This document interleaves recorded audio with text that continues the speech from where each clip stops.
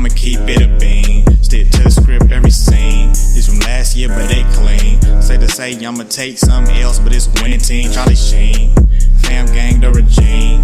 I'm from Piney Green. What's good, Shellitronnn here. You can call me Shells, and I'm back at it again with a brand new video. And after watching that game against the 49ers, it is very, very obvious that some things need to change for the Carolina Panthers. And there's more than one thing that needs to change. Actually, I think there's three. One can't happen for another couple of weeks. We know what that one is. Don't get too crazy about that one. Another one needs to happen at the end of the season. That one's probably going to happen unless we make a really deep playoff run. And I mean, we have to win at least one playoff game and have a very, very, very close divisional round.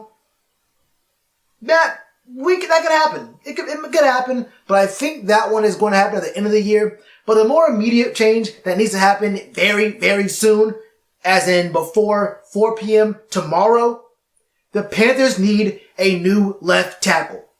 I like Dennis Daly. Trent Williams, not so much. I mean, I wish we did have Greg Little still because I want to see how he would do. But if he's still in concussion protocol right now, I got a funny feeling that Greg Little might not be in football for very long, or he himself might be getting moved. I don't know exactly what's going on with that. The point is, there are some very, very big questions at left tackle. And at some points, we're letting go of our right tackle position to help out at left tackle. There was a time when we had Taylor Moton over at left tackle. He needs to stay at right tackle. First of all, Taylor Moton is our best right tackle. He has to stay there so we have protection there on that side. We do not have a sturdy, dependable left tackle. Now, against these lesser teams, we can survive out there with Dennis Daly. I don't know about Trent Williams, but Dennis Daly works out very well against some of these not so great right ends in the league. But if you want to make the playoffs, if you want to beat these better teams with better defenses, you can't have Dennis Daly out there. He's overachieved so far in his starts and when he's coming in these games. But him being out there is not the strategy for a winning season. And for us, a winning season is making the playoffs. And making the playoffs means you have to win 10 games, probably 11 in this very strong, very deep NFC. That's just how it is right now. There's just way too many teams who are really, really good, who will probably not win their actual division, who are going to be going for those wild card spots. This ain't the AFC. 10 wins, if you have tiebreakers, will probably get you the NFC playoff race. 11 wins is probably the lowest to guarantee you actually make the playoffs.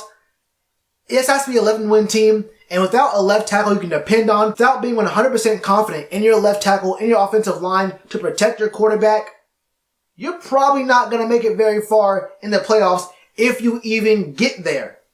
And we know just how good a lot of these defenses are in the NFC. Like I said, this is not the AFC. You can't just roll through some garbage teams with 9 wins like the Titans do and make the playoffs. That's not how you get there. And that's not how you have a deep playoff run anyway. So the team has to decide right now. Right now, we're 4-3. What do we want out of this season? Because if the answer is a playoff run, you have to protect your quarterback. This isn't about Kyle Allen. This is about protecting Cam Newton. Because we all know that Cam is coming back at some point. It will probably not be this week against the Titans. It probably won't be next week against the Packers. It'll probably be against the Falcons. It's just a little bit more time for him to go through. I think Kyle can beat the Titans with our defense, with our offensive weapons. We can beat the Titans. The Packers, they have a really good defense. I don't know how I feel about bringing in Cam against the Packers. I like bringing them in against the Falcons. A quick little easy win. Confidence booster. Their defense is garbage. Keep it real with you. And he looks a lot better. And he's 100% rested and he's good to go. He's actually at practice. He's not doing a ton at practice right now. You have to understand that Cam is not doing a lot at practice. So you really can't take a guy from foot injury, not doing very much cardio, to on the field in an NFL game with pass rushers in his face. I don't think he's even been taking snaps yet. So it's kind of crazy to think he's going to come in this week. Next week is probably a little bit more realistic. The point I'm trying to make here is that the team needs a left tackle.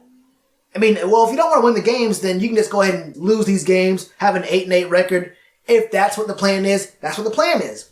But if you want to win, you have to make moves. You have to take risks. You have to give up draft picks in order to bring in better players to the roster. And there's one, count them, one player who's worth draft picks, who's worth trading for right now, a guy who's obviously on the block. There's some guys who might be on the block, some guys who are like, maybe the team's going to keep him, you never know. There's one guy on the block right now who's been on the block since before the season started. A guy who told his team, I ain't playing for you this year. Trent Williams.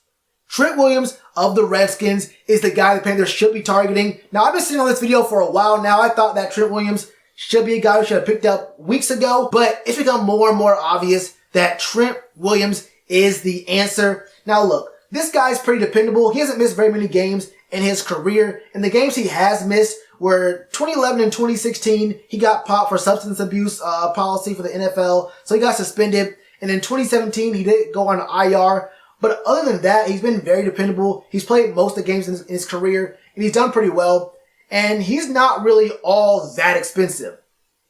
Not really all that expensive. He's supposed to make about 12. He's on the Redskins books for 13 mil. It's 10 mil in salary and 3 mil in bonus. So it's really only 10 mil for this year. But he's already missed 7 games. I think it's worth it. And we do have money in the bank right now. We did restructure some contracts. We have $16 million in cap space.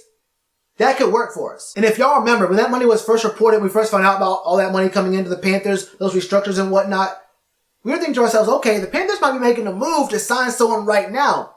The front office coach said, look, we're not doing all that. We just had things we could do, work for the future and whatnot, and we can, just have this money on our books or whatever. I think they were planning for this moment just to make sure, look, if we're good to go by the trade deadline, then we'll have this money on. We can just do whatever we can with it.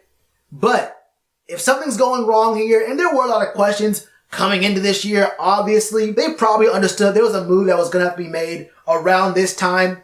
Having this money as an insurance plan was a smart move. Having this money as an insurance plan, seeing you need it and not using it, is a stupid move. Trent Williams does not want to play for the Redskins. The trade deadline is Tuesday at 4 p.m. We've got the money to pay him. And it's probably going to be a little bit of a steep price. Look, man. Left tackles are very, very valuable. Left tackles are even more valuable to playoff teams. And if you want to be a playoff team, you're going to have to protect your quarterback. And honestly, any deal with the Redskins, a deal with someone else, between the Redskins and someone else, they can say, okay, yeah, we can do these picks or whatever. But for the Redskins looking at our situation, they might try to finesse us. Not because of any kind of personal thing, but they see what happened to Kyle Allen, 7 sacks versus the Niners. And then once we bring Cam back, they're going to say, look, now there is the price for Trent Williams out there right now. But that's how much Trent Williams is worth to these other teams. How much is having security at left tackle for your quarterback worth it to you? I ain't talking about Kyle Allen. You know your quarterback, your QB1, he might be a little bit injury prone. So just how much is Trent Williams worth it to you? They might be able to take us for a little bit more than they can for another team. But on the other hand, they are a little bit desperate. It's very obvious that Trent does not and will not play for the Redskins. He's been willing to eat, 7 weeks of paychecks? There has to be guys calling, looking for Trent Williams. I mean, the guy's obviously talented. Since 2012, every single year, this man's made the Pro Bowl. An NFC left tackle, perennial Pro Bowl player every year except for his first 2 years in the league. And his second year in the league, he only played 10 games because he got popped for substance abuse. So we can really talk about whatever the cost is going to be. Is it too high, whatever? But you have to decide, what do you want for this season? If you want to let this trade deadline pass with the only left tackles on your roster being maybe Darrell Williams, Dennis Daly, and I don't even know if Greg Little will even play again this season. And if we decide that we want to be a playoff team, a team that wants to make a playoff push, not just make the playoffs, but actually win games in the playoffs, you need protection for your quarterback. He needs time. And Trent Williams is good in run blocking and pass pro, so he can do what it do, okay? This is kind of a no-brainer to me. this right here, whether or not we make a move for Trent Williams or maybe another talented left tackle, I don't know who's on the block right now, but this right here, whether or not we make a move, is going to let you know what the coaching staff and the front office think of our season. If you don't take your quarterback's protection seriously, you don't want to win. That's all I got for you today, man. Trent Williams is obviously the best move on the market right now. He's affordable. He's worth it. And even in his contract isn't even up this year. He has one more year in his contract where it's $12.5 in salary and a $2 million bonus. I'm not going to lie to you. I don't know exactly how bonuses work. Does the team that signed him for that bonus pay that bonus? Or is the team that's getting him pay the bonus? Or is it just the salary, the base salary? Not 100% sure. That could play a part possibly because there are a lot of players on our roster who have expiring contracts who we might need to sign. And that $12 million plus Cam's 21 could be a potential issue there. We don't know. But the point about this is that's next year. I want to know what the coaching staff thinks about this year. And they'll let us know before 4 p.m. on Tuesday.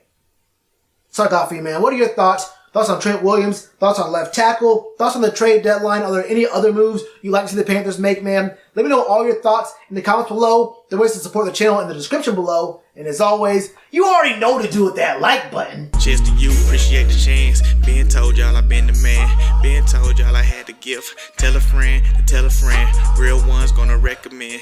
Count this as another win.